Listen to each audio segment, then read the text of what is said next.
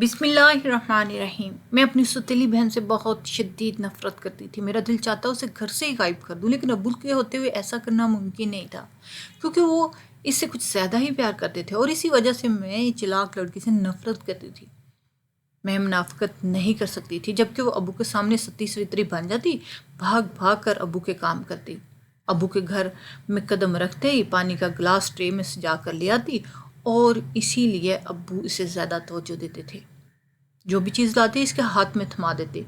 یہ سب دیکھ دیکھ کر میرا دل خون کے آنسو روتا تھا، لیکن میں ابو کے سامنے اسے کچھ کہہ نہیں سکتی تھی۔ میں سب کچھ برداشت کر رہی تھی۔ صفیہ پھوپھو نے جب میرے بجائے میری سوتیلی بہن انم کا ہاتھ اپنے بیٹے کے لیے مانگا تو میرے تن بدن میں آگ لگ گئی۔ بس اسی دن سے میری اور انم کی دشمنی کا آغاز ہو گیا۔ واحد اور انم کے رشتے کی بات چل رہی تھی۔ ایک دن واحد اپنی امی کو چھوڑنے ہمارے گھر آیا تو اسے دیکھتے ہی میرے زرخیز نے ایک منصوبہ بنا لیا۔ واحد، میں جانتی ہوں پھوپھو کو لے کر آنے کا تو بہانہ ہے، ورنہ اصل مقصد تو انم سے نظریں لڑانا ہے۔ وہ ڈرائنگ روم میں بیٹھا تھا، اسی لیے میں سب سے نظریں بچا کے یہاں آئی۔ ایسی کوئی بات نہیں، میں تو بس امی کے کہنے پر چلا آیا۔ اصل میں امی بازار جا رہی ہیں، اس لیے انم کے کپڑوں کا ناپ لینے آئی تھی۔ بس یہاں سے ہم مارکیٹ جائیں گے، اس لیے میں امی کا انتظار کر رہا ہوں۔ واحد نے شرمندہ ہوتے ساری تفصیل بتا دی، کیونکہ وہ واقعی انم کی ایک جھلک دیکھنے کے لیے یہاں آیا کرتا تھا۔ کبھی میرا حال تک نہ پوچھا، کبھی میرا بھی حال پوچھ لیا کرو، تمہاری کزن ہوں میں، ساتھ بیٹھتے ایک ادا سے کہا۔ اور ویسے بھی انم چھت پر اپنے عاشق سے نین لڑا رہی ہوگی۔ ایک پل نہیں رہتے دونوں، انم اور شفیق، ایک دوسرے کے بغیر۔ میں تو حیران ہوں کہ وہ رشتے کے لیے بھی مان گئی کیسے۔ ضرور ان دونوں کا شادی سے پہلے بھاگنے کا ارادہ ہے۔ بہت پیسے ہیں شفیق کے پاس، کہیں بھی آرام سے لے کے جا سکتا ہے۔ ویسے بھی کیا قسمت پائی ہے شفیق کے ساتھ ساتھ تم بھی اس کے لیے پاگل ہو۔ فاخرہ کی باتیں سن کر واحد شش رہ گیا۔ وہ تو سوچ بھی نہیں سکتا تھا کہ انم جیسی سیدھی سادھی لڑکی ایسی کردار کی ہوگی۔ وہ کچھ بھی کہے بغیر اٹھا اور باہر نکل گیا۔ چھت پہ کھڑی انم کو مسکراتا دیکھ کر اسے فائزہ کی باتوں پہ یقین ہی ہو گیا۔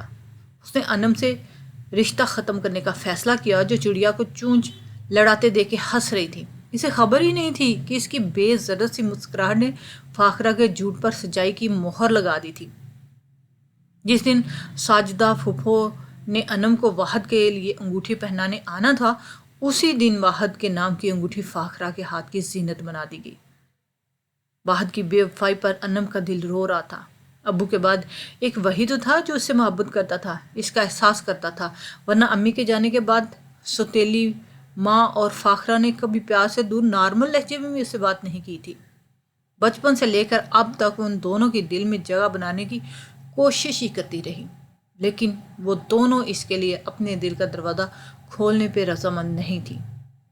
ابھی اس نے کسی سے سوال نہیں کیا کہ اچانک ایسا کیا ہوا جو اس کے بجائے فاخرہ کو واحد کے نام کیا جا رہا ہے۔ فاخرہ اور زینت دونوں بہت خوش نظر آ رہی تھیں، لیکن ابو اداس نظر آ رہے تھے۔ پھوپھو بھی دل گرفتہ سی نظر آ رہی تھی، لیکن اس نے کسی سے کوئی سوال نہ کیا، کیونکہ وہ بچپن ہی سے ایسی تھی، اپنا درد بس خود تک رکھنے والی تھی۔ ابھی بھی وہ اپنا درد چھپا کر خود کو کام میں مصروف کرنے کی کوشش کر رہی تھی۔ انم، میرے ساتھ چلو، مجھے منگنی پہ واحد کے لیے گفٹ خریدنا ہے۔ انم کھانا بنا کر فارغ ہوئی تو فاخرہ نے اس کے سر پر سوار ہوگی۔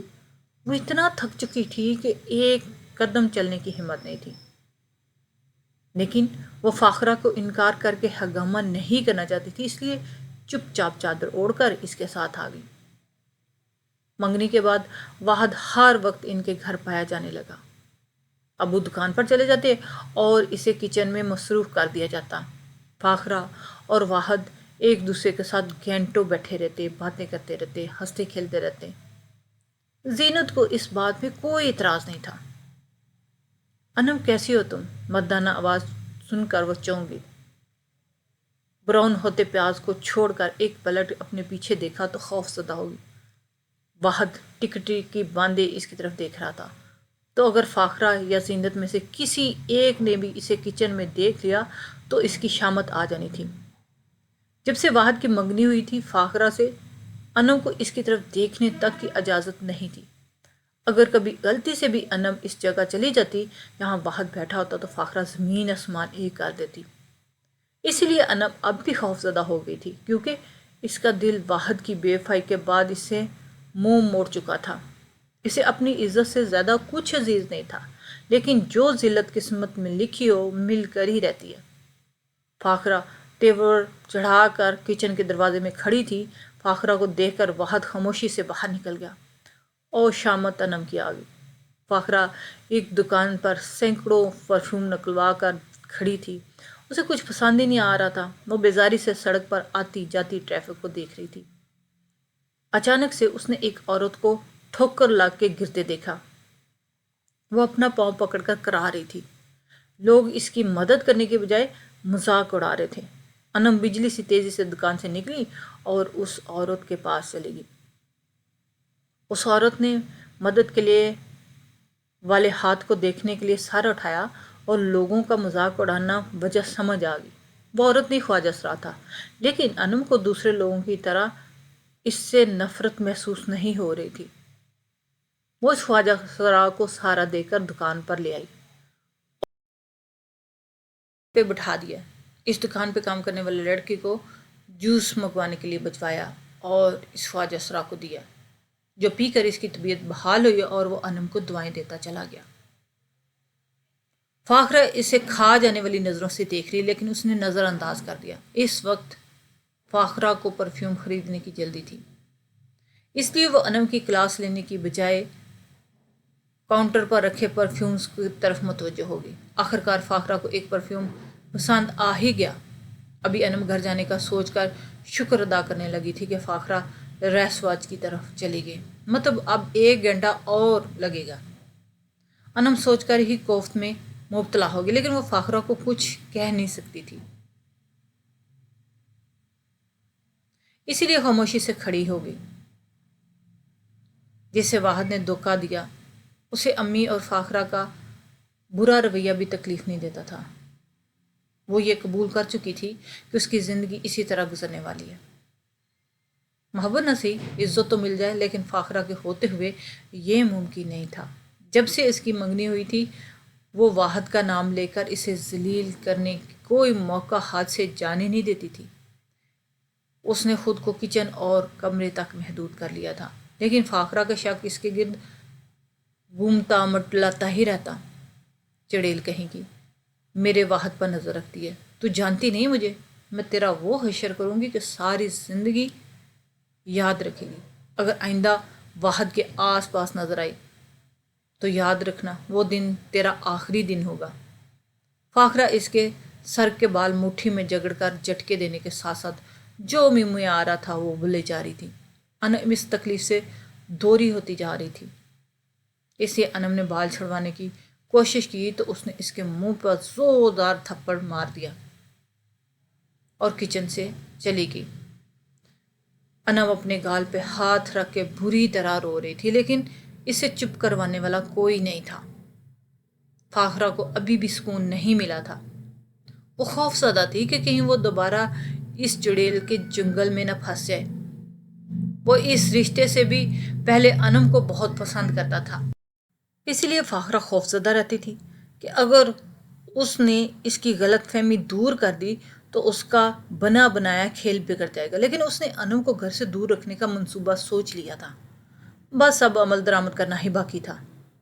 میں نے انم کے لیے ایسے پارلر میں نوکری ڈھونڈی ہے جہاں سے وہ آسانی سے بچ کر نہیں نکل سکتی۔ زینت فاخرہ اسی لیے بھی زیادہ خوش تھی کیونکہ اچھے خاصے پیسے بھی مل رہے تھے۔ مفت کی روٹیاں بہت توڑ لی تو نے۔ میں نے ایک پارلر میں تیری نوکری کا بات کی تھی، کل صبح تجھے چھوڑ کر آؤں گی، پھر روز ٹائم سے چلی جایا کرنا، بہت اچھی تنخواہ دے رہے ہیں پارلر کی مالکن۔ فاخرہ کی شادی بھی کرنی ہے، اب تیرے باپ کی کمائی سے خرچے پورے نہیں ہوتے۔ انم ماں بیٹی کو چائے دینے آئی تھی تو زینت نے اسے پارلر کی نوکری کا بتا دیا۔ وہ حیرانی سے ان دونوں کی طرف دیکھنے لگی۔ وہ تو کبھی گلی پر اکیلی نہیں جاتی تھی، ایسے دیدے پھاڑ کے کیا دیکھ رہی ہو؟ جتنی ستی سویتری ہو میں جانتی ہوں سب۔ میرے ناک کے نیچے واحد اور شفیق کے ساتھ نین لڑایا کرتی تھی۔ تیرے ان چنچلوں میں تیرا باپ تو آ سکتا ہے، میں نہیں۔ اسے چپ چاپ جاب پہ کل میرے ساتھ چلے جانا، ورنہ مجھ سے برا نہ ہوگا۔ انم نے اس بات میں سر ہلایا اور اپنے آنسو چھپانے کے لیے چہرہ نیچے جھکا لیا۔ اگر زینت دیکھ لیتی تو 100 باتیں اور سناتی۔ اب جا، یہاں کھڑی کیا کر رہی ہو؟ کون سا منتر پاڑی ہو؟ جلدی سے کھانا بنا لے، تیرا باپ آتا ہی ہوگا، اور اپنے باپ کے سامنے زبان کھولنے کی ضرورت نہیں، میں خود ہی بات کر لوں گی۔ زینت نے کرخت لہجے میں کہا تو وہ جلدی سے کمرے سے باہر چلی گئی۔ زینت نے نہ جانے کیا کہا کہ ابو سے اجازت لے لی تھی، اسی لیے اگلے دن وہ نہ چاہتے ہوئے بھی زینت کے ساتھ پارلر جانے کے لیے تیار کھڑی تھی۔ اسے باہر سے ہی چھوڑ کر زینت اپنے گھر آ گئی۔ پارلر میں قدم رکھتے ہی اس کا دل گھبرانے لگا، دل کر رہا تھا کہ الٹے پیر یہاں سے بھاگ جائیں، لیکن وہ مجبور تھی، ایسا چاہ کر بھی نہیں کر سکتی تھی۔ سامنے صوفے پر بیٹھی ایک بھاری بھرکم عورت لال رنگ کی ساڑی پہن کر بیٹھی ہوئی تھی۔ اس نے اتنا تیز میک اپ کر رکھا تھا کہ پہلی نظر میں وہ خواجہ سراہی لگ رہی تھی۔ اس بھاری بھرکم عورت کے علاوہ وہاں 6 لڑکیاں اور بھی تھیں۔ انہوں نے ایک جیسے سبز رنگ کی ساڑیاں پہن رکھی تھی۔ ان کا چہرہ بھی میک اپ سے لت پت تھا۔ ان سب کو دیکھ کر انم کو الجھن محسوس ہونے لگی۔ خوش آمدید، خوش آمدید ہمارے نئے مہمان، وہاں کیوں کھڑی ہو؟ آؤ یہاں میرے پاس آ کر بیٹھو، اسی لال ساڑی والی عورت نے بھاری بھرکم آواز میں کہا۔ انم خود کو سنبھال کر آہستہ آہستہ قدم اٹھاتی اس عجیب سی عورت کے ساتھ آ کر بیٹھ گئی۔ تم بہت خوبصورت ہو، اسی لیے اب مجھے مزید انتظار کیے کروائے بغیر ڈریسنگ روم میں جاؤ اور ساڑی پہن کر آؤ۔ تمہارا میک اپ میں خود اپنے ہاتھوں سے کروں گی۔ اس عورت کے کہنے پر انم نے پریشانی سے باری باری وہاں موجود ساری لڑکیوں کی طرف دیکھا۔ سب لڑکیوں نے گہرے گلے اور مختصر بلاؤز والی ساڑی پہن رکھی تھی، یعنی اسے بھی اس قسم کی ساڑی دی جائے گی۔ یہ سوچ کر ہی انم نے کہا، میں ایسے نہیں پہنوں گی،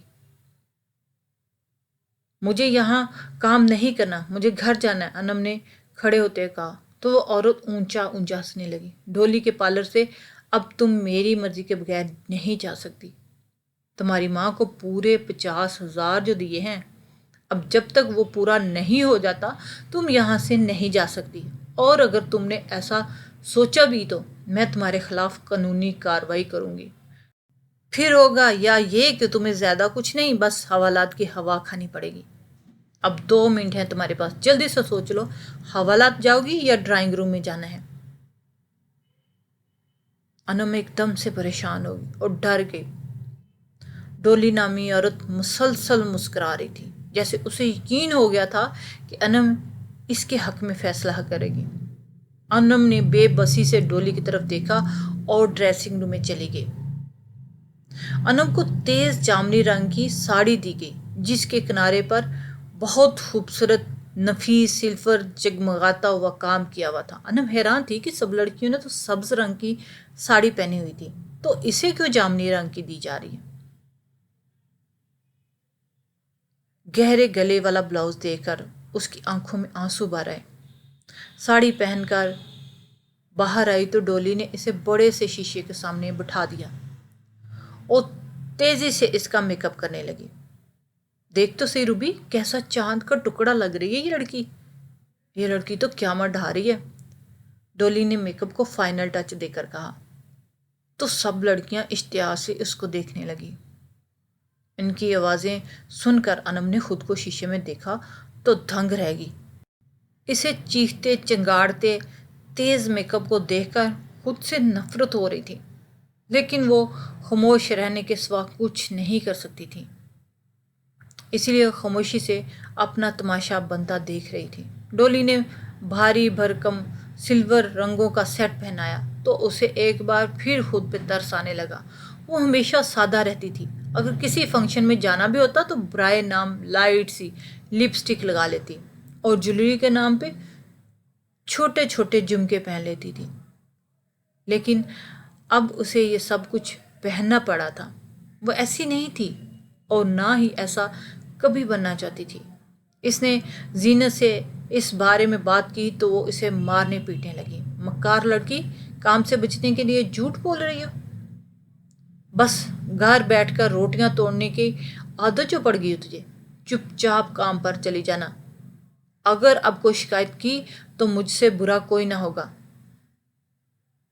زینت کے ہاتھوں بے عزت ہونے کے بعد جب وہ کمرے کی طرف آ رہی تھی تو باہر واحد کو کھڑا دیکھ کر ایک دم شرمندہ ہو گئی۔ اس نے بھاگ کر کمرے میں چلے جانا چاہا، لیکن واحد نے روک کر سوال جواب کرنے کا شروع کر دیے۔ اس سے رونے کی وجہ پوچھی تو اسے یاد آیا کہ واحد نے ایک بار کہا تھا کہ میں تمہیں روتا ہوا نہیں دیکھ سکتا۔ تکلیف کی ایک لہر سی دل میں اٹھی تھی، لیکن اب وہ پرانی باتیں یاد نہیں کرنا چاہتی تھی۔ اسے واحد سے کوئی بات نہیں کرنی تھی۔ یہ سب اسی کی وجہ سے تو ہوا تھا۔ اگر وہ اس پہ اعتبار کر لیتا تو شاید وہ اس مشکل میں مبتلا نہیں ہوتی۔ وہ واحد کو جواب دیے بغیر اپنے کمرے میں چلی گئی۔ اگلے دن وہ پارلر آ گئی اور چپ چاپ ساڑی پہن کر شیشے کے سامنے بیٹھ گئی۔ ڈولی نے آج اس کے لمبے بالوں کا جوڑا بنانے کے بڑا سا جامنی رنگ کا پھول لگا دیا۔ میک اپ ہونے کے بعد اس نے خود کو پسندیدہ نظروں سے دیکھا۔ اسے حیرانی ہوتی تھی کہ ڈولی کے علاوہ باقی سب لڑکیاں بھی ساڑیاں ہی پہنتی تھیں، اور ان کی ساری بالکل سادہ سی تھی۔ وہ بھی تو یہاں کام کرتی تھی، تو پھر اسے کیوں اسپیشل پروٹوکول دیا جاتا تھا؟ سب ساڑی والی لڑکیاں اس کے آگے پیچھے پھرا کرتی تھیں، اس کا ہر کام بھاگ بھاگ کے کرتی تھیں۔ تو یہاں کی رانی ہے رانی، تیرا بس کام ایک ہی ہے، یہاں روز آ کر مجھے ان سب لڑکیوں سے الگ تیار کیا جاتا، جامنی ساڑی اسے پہنا دی جاتی جو یہاں خاص ہو، یہ ہمارے گرو کا حکم ہے۔ اس کے پوچھنے پر ڈولی نے بتایا تو انم نے نئے سرے سے پریشان ہونا شروع ہو گئی۔ اسے سمجھ نہیں آ رہی تھی کہ کیا کرے۔ یہاں کا ماحول بہت عجیب تھا۔ عورتوں سے زیادہ خواجہ سرام میک اپ کروانے آیا کرتے تھے۔ ایسا نہیں تھا کہ انم خواجہ سرام سے نفرت کرتی تھی، لیکن ان کی بےہودہ باتوں سے انم نفرت کرنے پہ مجبور تھی۔ ایک دن رومی نامی ایک خواجہ سرا میک اپ کروانے کے لیے آیا تو اسے دیکھ کر چونک گیا۔ میں نے اس لڑکی کو کہیں دیکھا ہے، کہاں دیکھا ہے؟ مجھے یاد نہیں آ رہا۔ تو اس نے یاد کرنے کی بہت کوشش کی، لیکن اسے یاد ہی نہیں آ رہا تھا۔ یہ لڑکی کب کی آئی ہے یہاں پر؟ لگتا ہے کہ گرو کی شادی کے دن قریب آ گئے ہیں، اسی لیے تو آج کل گرو بہت خوش نظر آتے ہیں۔ رومی نے ان سب کی طرف دیکھتے ہوئے کہا تو ڈولی نے ساری تفصیل اسے بتا دی، کیونکہ پارلر کے باہر کے سارے معاملات رومی ہی کے سپرد تھے۔ انم گھر جانے کے لیے منہ دھو کر آئی رومی ایک دم چپ ہو گیا۔ اسے یاد آ گیا کہ اس نے انم کو کہاں دیکھا تھا، لیکن لڑکی یہ یہاں کیسے پہنچی؟ اس بات کا پتہ لگانا پڑے گا۔ یہ تو بہت شریف لڑکی ہے، اس کا تعلق تو شاید کسی اچھے گھرانے سے ہے۔ 2 دن میں رومی نے زینت سے لے کر واحد تک کی ساری تفصیلات حاصل کر لی تھی۔ اب اسے اگلے پلان پر عمل درآمد کرنا تھا۔ سب سے پہلے اس نے انم کو خبردار کرنے کی کوشش کی، لیکن وہ کچھ سننے کو تیار ہی نہیں تھی۔ رومی موقع کی تلاش میں تھی کہ اس کو سارا کچھ بتا دوں، انم کو حقیقت سے آگاہ کر دوں، کیونکہ اس کا بہت بہت رزق تھا۔ تم یہاں سے چلی جائیے، تمہیں تمہاری جیسی معصوم لڑکیوں کے کام کرنے کی جگہ نہیں ہے۔ جب تک یہاں رہو گی خطرے میں رہو گی۔ رومی کے کہنے پر انم نے ناپسندیدہ نظروں سے اس کی طرف دیکھا اور ساڑی چینج کرنے ڈریسنگ روم میں چلی گئی۔ اسے ان سب میں سے کسی پہ بھی یقین نہیں آتا تھا۔ دوسری طرف رومی تھا جو ہر حال میں انم کی مدد کرنا چاہتا تھا، لیکن اسے سمجھ نہیں آ رہی تھی کہ وہ کیسے مدد کرے، کیونکہ انم کچھ بھی سننے کو تیار نہیں تھی۔ اور اگر ڈولی کو بھی بھنک پڑ جاتی اس کے ارادے کی تو گرو نے اسے زندہ نہیں چھوڑنا تھا، کیونکہ انم کے ارد گرد وہ زیادہ دیر کسی کو رہنے نہیں دیتی تھی۔ لیکن وہ بھی تو رومی تھا جو ایک بار ٹھان لیتا کر کے ہی دم لیتا۔ اس نے انم کو گرو کے جنگل سے نکالنے کا فیصلہ کر ہی لیا تھا۔ گرو کی شادی ایک ماہ بعد تھی۔ رومی کے پاس انم کو بچانے کے لیے اتنا ہی ٹائم تھا۔ اس نے انم سے بہت بار بات کرنے کی کوشش کی، لیکن ہر بار ناکامی کا سامنا اس کو کرنا پڑتا۔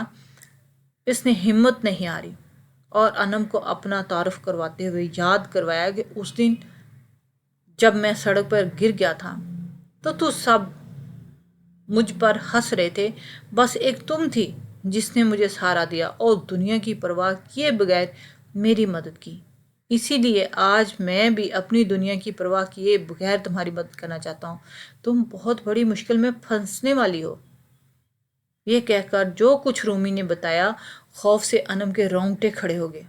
وہ سوچ بھی نہیں سکتی تھی کہ زینت اور فاخرہ اس کے ساتھ اتنا برا کر سکتی ہیں۔ اب میں کیا کروں؟ یہاں سے کیسے جان بچا کر نکلوں؟ مجھے تو کچھ سمجھ نہیں آ رہا، تو تم مجھے بتاؤ میں کیا کروں؟ اگر میں نے گھر میں بات کی تو کوئی میری بات پہ یقین کرنے کو تیار نہیں ہوگا، اور ابو، میں بات ابو سے کر نہیں سکتی۔ انم نے روتے ہوئے کہا، تو میں نے اسے جو مشورہ دیا وہ ماننے کو اس کا دل نہیں کر رہا تھا، لیکن اس کے سوا کوئی راستہ نہیں تھا۔ اس کام کے لیے ہمیں کسی کی ضرورت تھی، کیونکہ میں تھانے جا کر گرو کے خلاف رپورٹ نہیں درج کروا سکتی۔ اگر گرو کو پتہ چل جاتا تو میرا پوری برادری میں بائیکاٹ ہو جاتا۔ رومی کی بات سن کر انم ایک بار پھر افسردہ ہو گئی۔ اسے سمجھ نہیں آ رہی تھی کہ وہ کیا کرے، کس کے ساتھ جائے۔ ایک واحد ہی تھا جسے وہ مدد کے لیے کہہ سکتی تھی۔